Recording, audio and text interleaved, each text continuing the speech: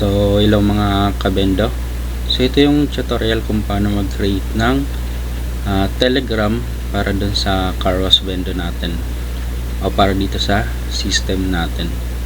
So gagawa tayo ng chat ID and bot token. Yan. So gagawa tayo ng connection sa Telegram. So una, add Telegram boot to bendo. Ayan. So create boot by bootpadder. Ayan.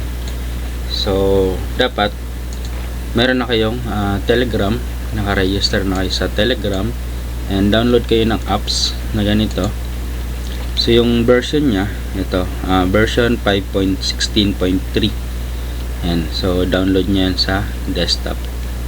So pwede naman sa cellphone kayo mag-create. Ayan.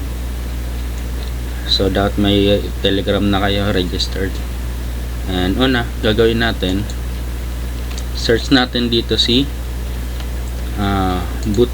bootpadder. And bootpadder, and search natin bootpadder.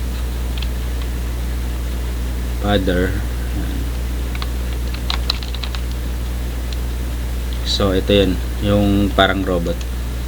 Yan, so click nyo lang yan and click nyo yung start. So lalabas to. And muna dito, gagawa tayo ng new boot. Yan. Tapos token. Yan. So copy paste na lang to and send nyo lang siya dito. So ayan, sundin nyo lang yung lalabas sa kanya. So please choose a name for your boot. So lagay natin dito car wash bendo test. So kahit alis nyo natin yung test. Ayan. So good, choose your username. So gagawa tayo ng username. So yung sample nya ganito or ganito, may boot sa dulo. Ayan. So try natin, may car wash bendo group. Ayan. Tapos boot. Ayan, underscore tapos boot. Sorry. So ayan, successful tayo. Kung di man kayo kung mag-error man o take na yung name nyo na gagamitin, so ulitin nyo lang hanggang lumabas tong message na to, yung done, congratulations. So ayan, next kunin natin yung token nya. So type nyo lang to, kaya paste nyo lang. Ayan. So ito yung generate nating group. So yun yung kukunin natin token. Dito kasi may mga ginawa na ako dito. So lumabas siya dito. So click lang natin tong my car wash bendo group. So ito yung API nya. Ayan. So yun yung kokopyahin natin.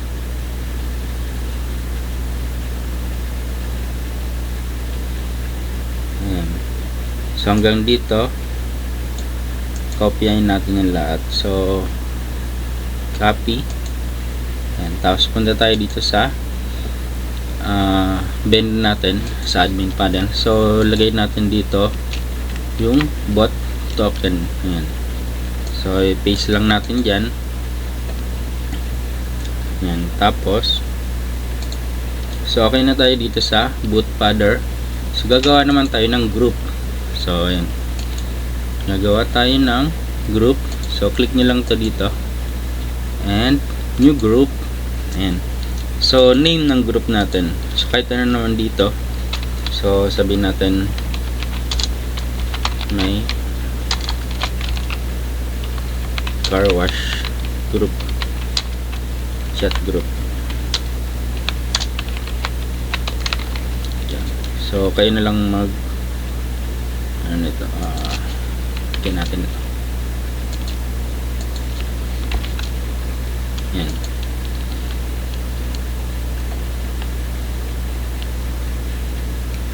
So next lang natin, so add member. So yung gagawin natin dito, add natin si ID boot, yung kinreate natin sa member natin. Yan. Sorry, kailangan natin i-add si ID boot. So search natin dito ID boot.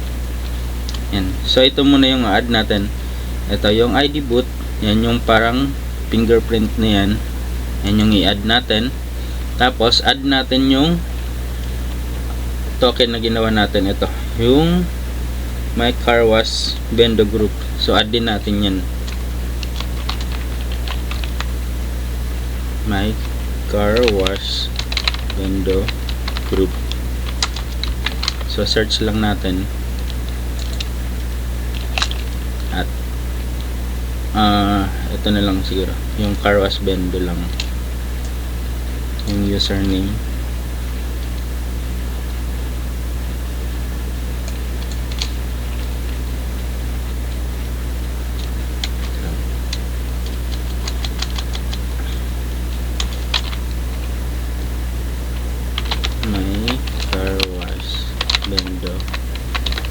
Group.boot.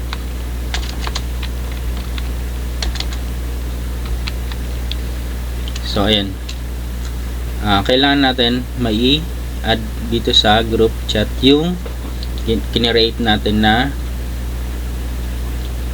token, yung API. Ito na yung lumabas. So search nyo lang yung username nyo, ayan, na may boot sa dulo, yung kinreate natin. So lalabas naman siya dito. So click na lang. Ayan, so naka-add na siya. Oops, may naka-add na iba. So delete lang natin. Ayan. So create. Ayan.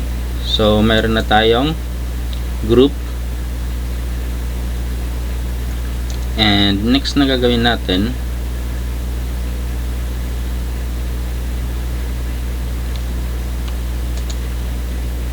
ayan, so dito get ID. So ayan, kukunin natin yung ID ng group natin. Ayan. So chat lang natin, ito pala yung command. So para makuha natin yung group ID natin. So yung chat ID natin, so paste ko na lang siya dito. So get group ID at my ID boot. Ayan, so ayan. So ito yung lalabas, yung ID, yung group ID. Ayan. So lagay lang natin siya dito. Oops, nawala dito. And kunin ko lang yung chat ID na na-create natin, na refresh ko yung page. Ayan. So lagay natin dito yung boot token. Ayan. So save lang natin and make sure na naka-enable yung Telegram natin. So check natin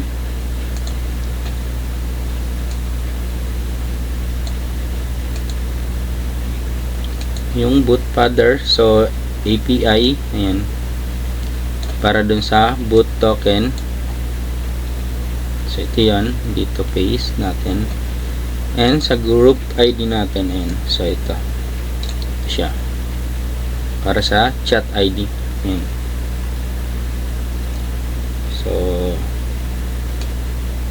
So save ko lang to.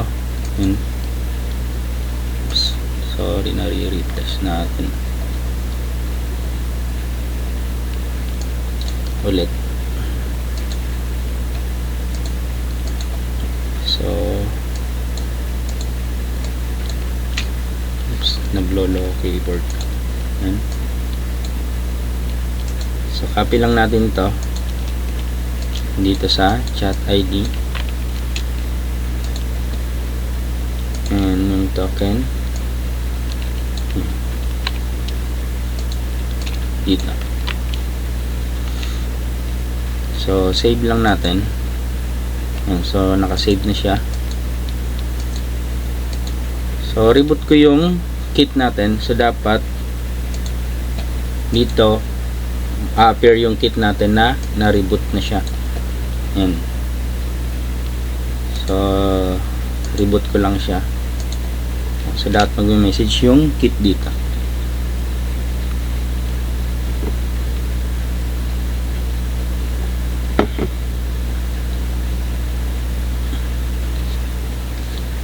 Hindi ko pala na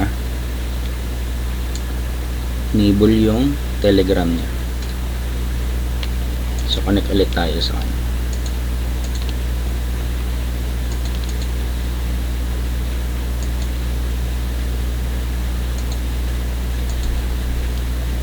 So make sure natin na naka-enable yung Telegram report. Ayan. And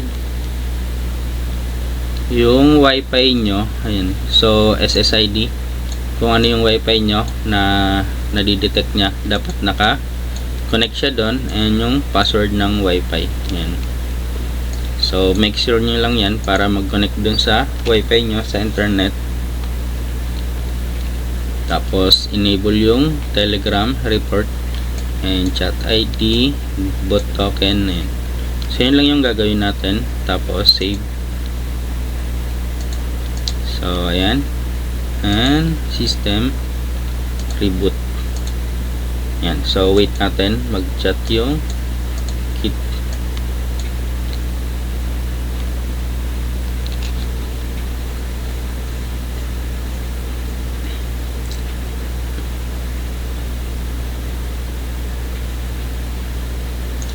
So ayan, system restarted. So connected na yung kit natin sa Telegram. So try natin command siya. So help,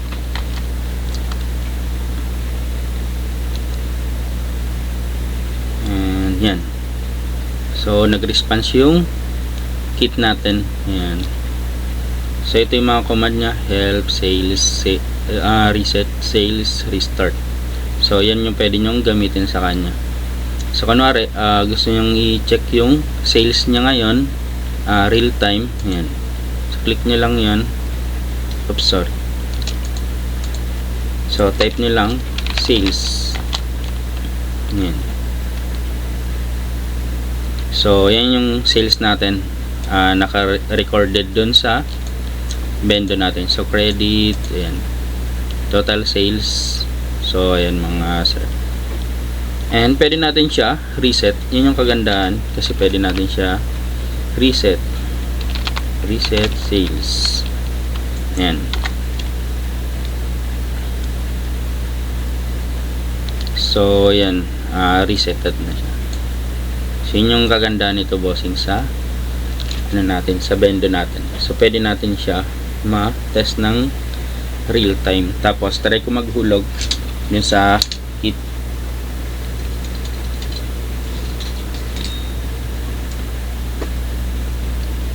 So ayan, may response siya agad. Yun mga bossing. So kahit nasa malayo kayo, mamamonitor nyo yung bendo nyo kung may naghuhulog o wala. So yun lang mga bossing. So salamat po.